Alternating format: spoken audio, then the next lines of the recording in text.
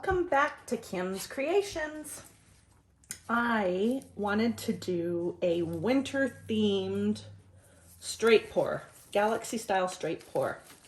So that's what I'm gonna do. I've got my paints all mixed up, as you can see over here, and I'm gonna go through them really quickly.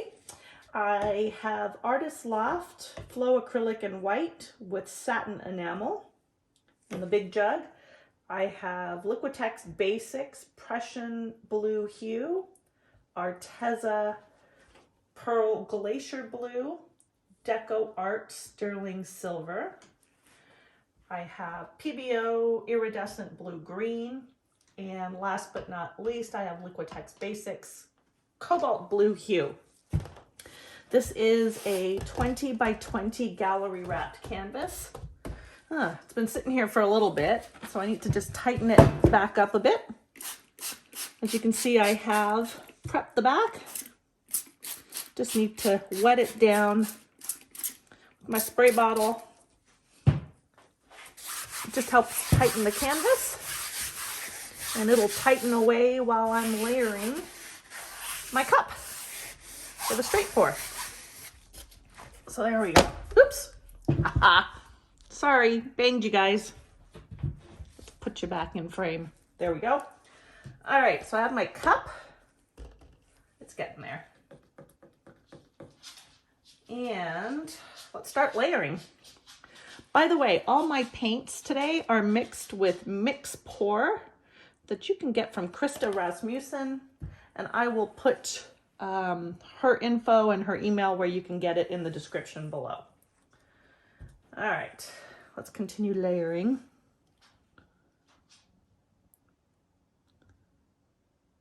So I'm trying to create a winter snowstorm. That is my goal here.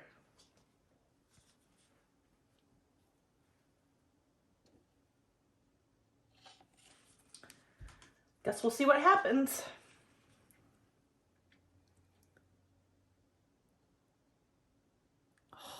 These beautiful colors. I love blues. Gotta say, just love them.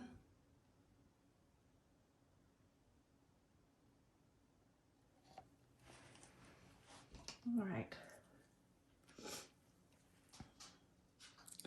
So the satin enamels that I have added to the white should give some pretty cool puffy cells. And I'm trying to layer this light, dark, as much as possible.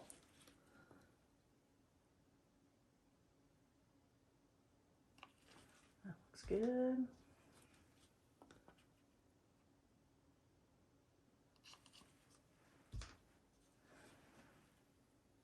Aren't all these blues just so luscious? They're luscious.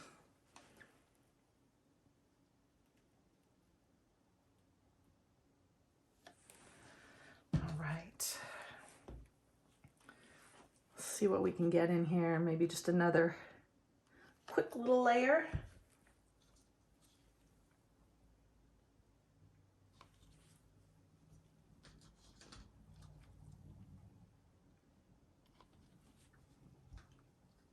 Maybe.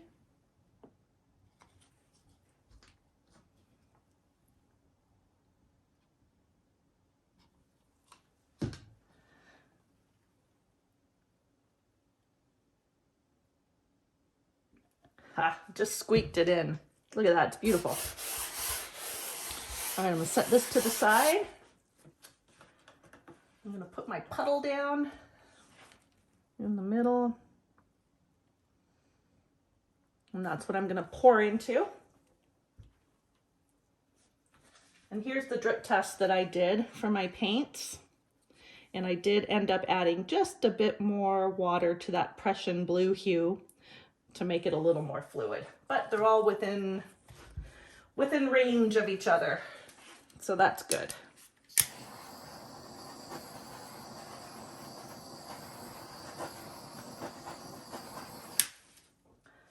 So this style of pour is one of my favorites.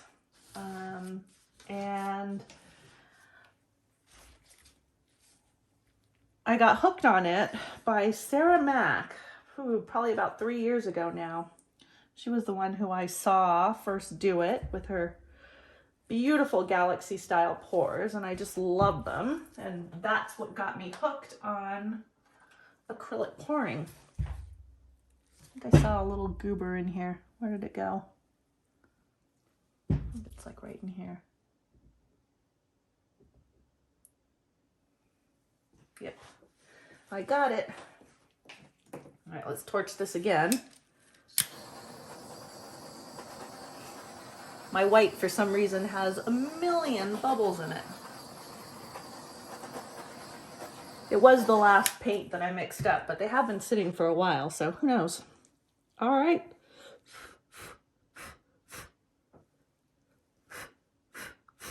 Just blowing on my cup to pop those bubbles.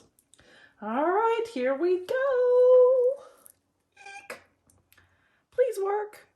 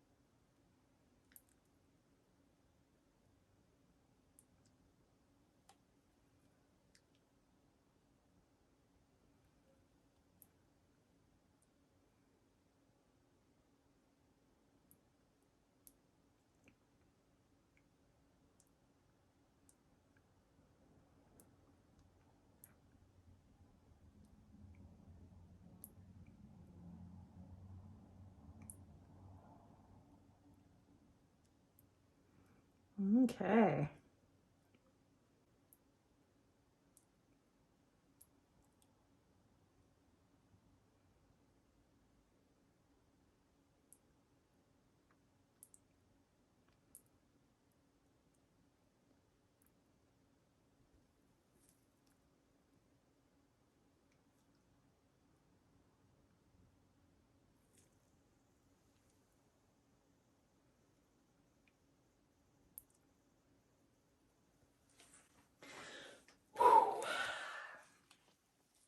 Here's my cup, all done.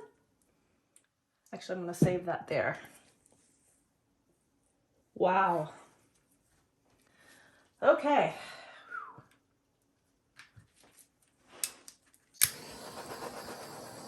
Give this a torch.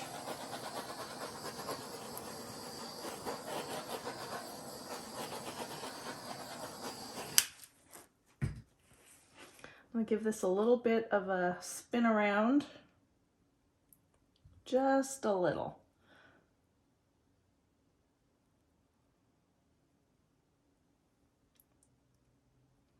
And bring that back to the center. Okay. All right, let's add the flow extender around here so I don't lose any more of my pattern.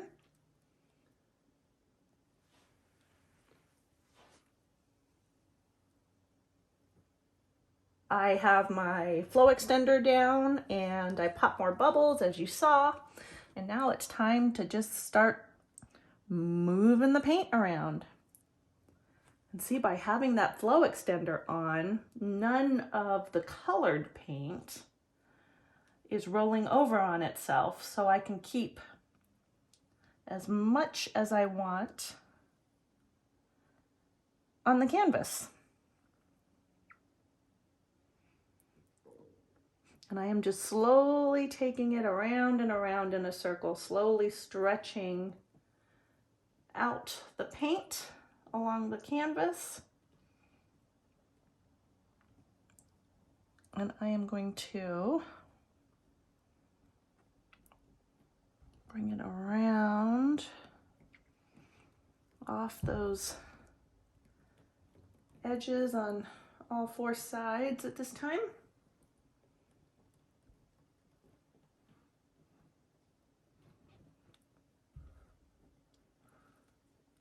And now I'm gonna just bring it back to the center for a minute and set this down and see where we're at.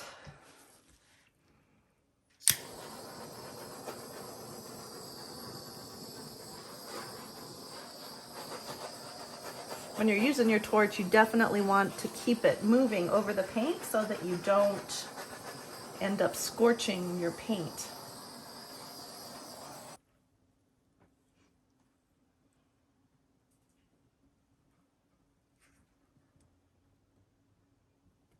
I'm gonna take her off this far corner and bring her back.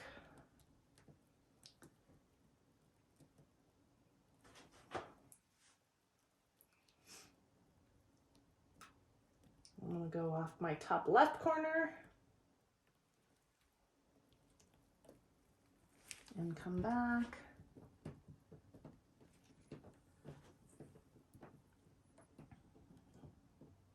I'm going to turn this around. The weight of my paint is in through here because I'm still trying to take it around in a bit of a circle. So now I'm gonna come off this corner closest to you guys and back up a bit, and then off this final side.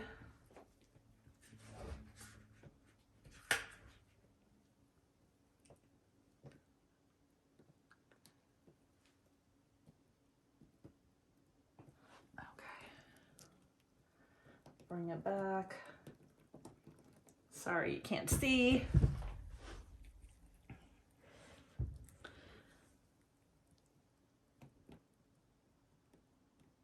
Just centering the paint again. Okay. So now,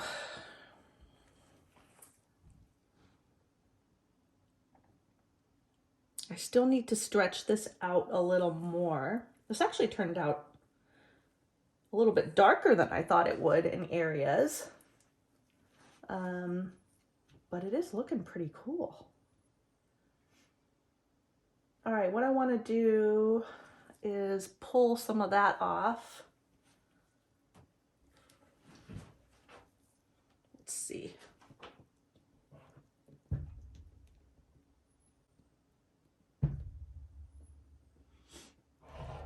So the weight of the paint is where that paint is moving the fastest. And you can adjust the flow by dropping the angle back down.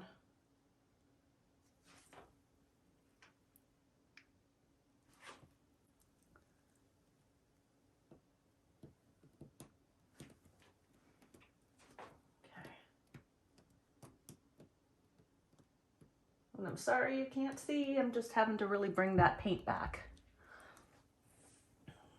All right, I like that.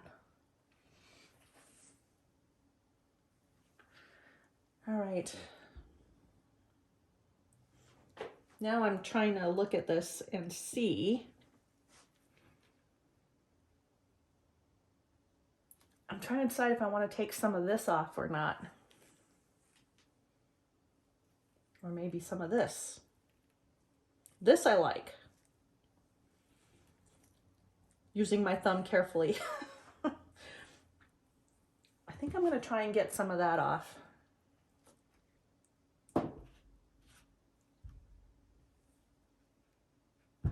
My pin came out.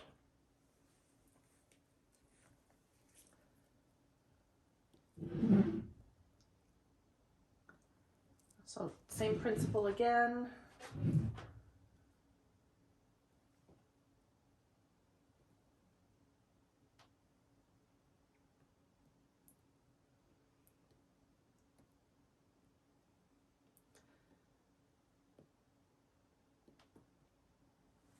Okay. And we'll bring it back. That pin just does not want to stay in.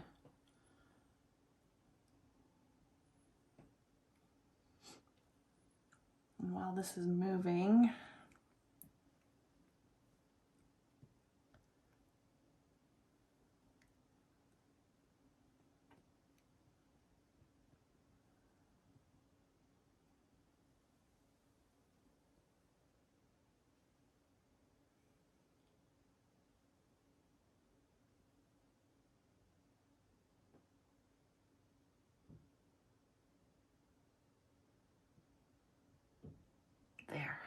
There. And back up.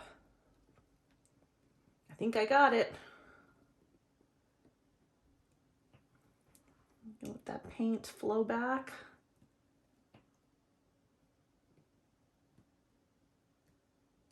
Let it get centered again. Let's see how she's doing. Make sure you scrape your edges. So I will let this sit for about 5-10 minutes. I will go around again and scrape off the edges. And I will also torch again. And by then, hopefully the edges of the canvas will have dried a little bit to stop the rest of the paint from coming down. But let's now bring you in for a close-up. Okay, you'll still have my ring light, but here it is in total. And let's go in, let's look at the center first, shall we? Look at the center and look at those fingerlings in there. I'm gonna try and point them out. All in through here and here. And you can just see the depth and the layering of the paint, and that's what you get from mix. It gives your paint some transparency and you can see the different layers, the different colors that you added in. There's my center, the eye of the storm, and that was when I kind of finished it off with that ring pour.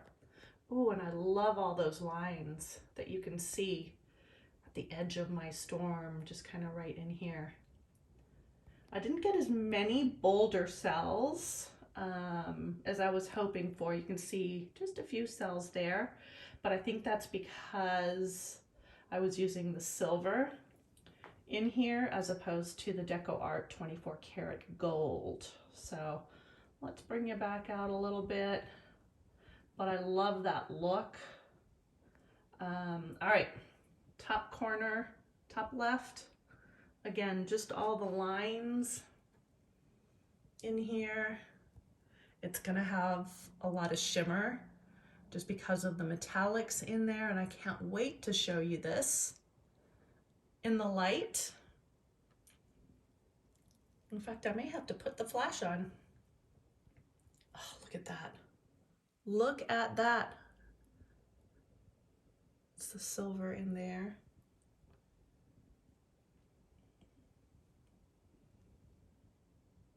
Bottom left corner. Yeah, bottom right. Again, look at those lines with that Prussian blue. Just all the colors are in here and are represented. I just love it. Back to the top right. Look at all that. Gorgeous. Let's back you back out. Okay, I'm gonna turn the lights out and let's see the shimmer with the flash on. Okay, here we are again. It took me a hot minute to figure out how to get the flash on my camera here. So let's go in now and see if we can see what there is in terms of shimmer and glimmer. Oh yeah, look at that silver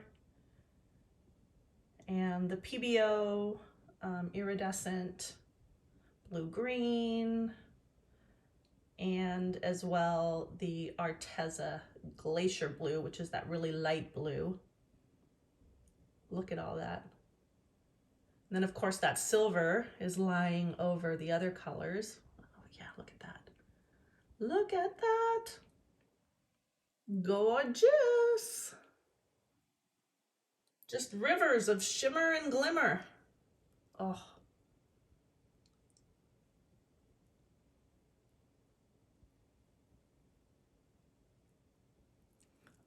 It's like I want to pull back when I see other shine. Wow. Look at that. Even in the darker zones, all that sparkle. Zipping through.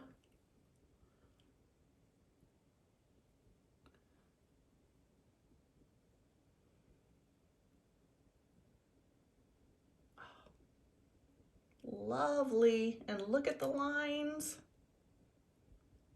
Look at that. Little crystals, snow crystals.